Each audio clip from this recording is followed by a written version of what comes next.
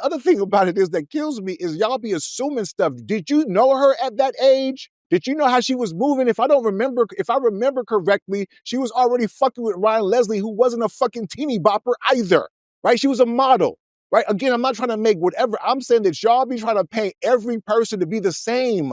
There are some Benjamin Button motherfuckers out here moving. I'm not saying that's her. I'm saying until we get more information, until we know more, we automatically assume stuff, right? Just because we can resonate with the fact that she's a young woman. Yes, there's a power imbalance, part of which she also took part in before he put a fucking finger on her. Before he turned into anything, at some point, was he just taking it from jump? Because if that's what y'all telling me, then we're absolving all responsibility of everything? And then we want to throw in everything? Oh, you made a nigga get some cheesecake. I wish the prosecution wouldn't mention that bullshit. It matters. It matters. It lends to the credibility of who he is, his integrity, his humanity. It matters. It lends to him being a good businessman. It lends to him being a performative performer. The nigga who was dancing on stage, every step I take, yo, think what he does. All in your video. Come on, man. These people that were present came out and talked about it. They talked about it in documentaries within the last 2 or 3 years. It has been, I'm not speaking just hearsay. This is what people have said they experienced while they're on set. It was a reality TV show, unscripted. I'm not knocking that. The nigga's guilty, yes, but he's a weirdo too. I'm not knocking that, but this is a criminal case. I'm just pushing back on the fact that when we bring in other stuff, I get it, puffy as puff, but this is a criminal case. And I think that what you're doing is kind of what like the prosecutors are doing, which is why I think they're going to lose. Because if you don't stay focused and you start bringing up too much shit, which is what I said before, you're going to confuse people. That's what I'm saying. Like when you start bringing up other irrelevant things, it keeps the laser-like focus to what he actually did and why it resonates with the charges. That's all I'm saying. Go ahead, man. Jay? Y'all want to defend yourselves? I was going to say Devin's off mic, and let's remember the question on the floor was actually about Cassie and her culpability in the situation, and if she does have culpability, because a lot of people are actually blaming Cassie for being in this situation herself. But S&M, you're a sensible. I feel like the fellas have been talking a lot on this one. At least I have for sure.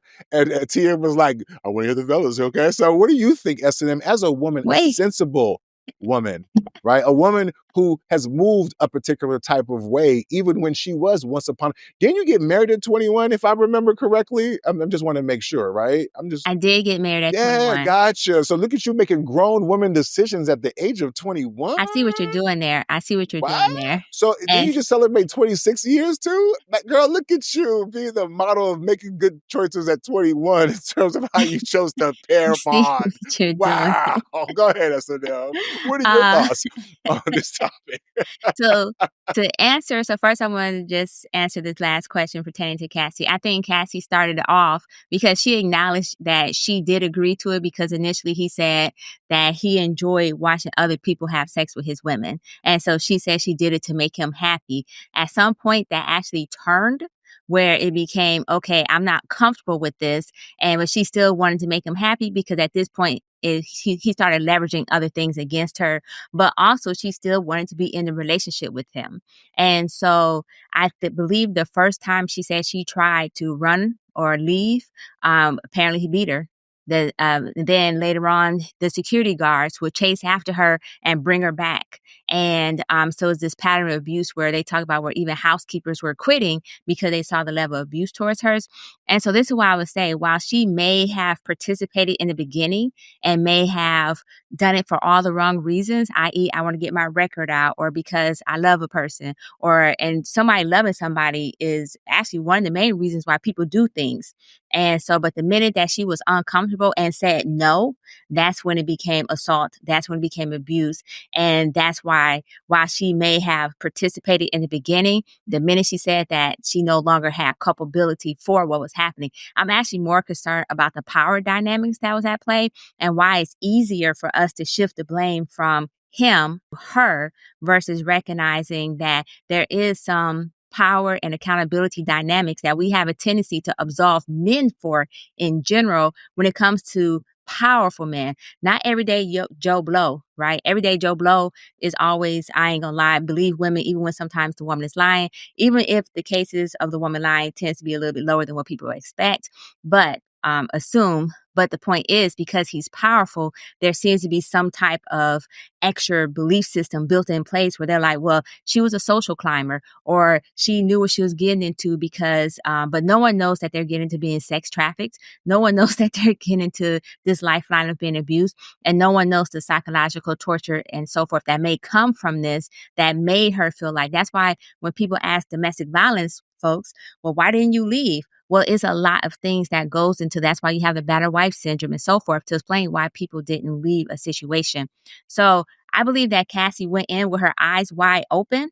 I believe that she went in because there's conversations that she actually played and teased Kim before Kim ended up mysteriously unalived. And so I believe that in the very beginning, she thought she was special and it proved otherwise. And that's where it went wrong for her. But at the end of the day, the amount of shame that's going on Cassie versus on Diddy, I also believe that it's very telling of where we are in a society where it's always blame the victim versus where's his. And I want to say, even though we're saying blame the victim, the fact that he's on trial and people are trying to downplay it, including himself, because he did plead not guilty. He said everything was consensual and therefore it's just a monetary grab. But in her case, she already got the money. So what is she grabbing now? What is she aiming for now? And so oftentimes we talk about women and these sexual abuse cases, then we say, well, why didn't they, or like with the Shannon Sharp situation, right? With the OnlyFans chick, well, why didn't she file criminal charges, right? Well, he does have criminal charges. So why is it so hard to believe? And we got evidence. I'm not saying it's hard to believe, but why are we still putting the blame mostly on her when we just found out that they have hundreds of witnesses to this? And so I agree with Nick in this regard, though. I think there's so much salacious information here that there's a chance that they might lose. There may be a lot of people who might be like, you know what, this is just sex. All we heard was sex. Prove to me, even if you're saying illegal prostitution was illegal, well, prostitution is also the oldest profession. And so you're saying it's illegal. They didn't care. That's why it's the oldest profession and it's the most profitable if you look at it, sex sells. So there's a high chance if they don't start focusing on their actual racketeering and the coercion piece, then there's a big chance that they will lose this case if they keep keeping it to sex.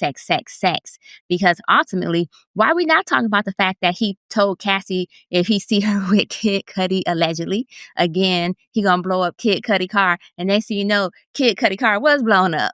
You know what I'm saying? So why don't we hear more about that type of stuff, which shows the power that he may have had, the control that he had in a situation that he leveraged his money. And now that's where it'll be. But I don't know. All this sex talk, and no matter how disgusted people are, I think if they keep focusing on, there's a large possibility it may not go the way they want it to go.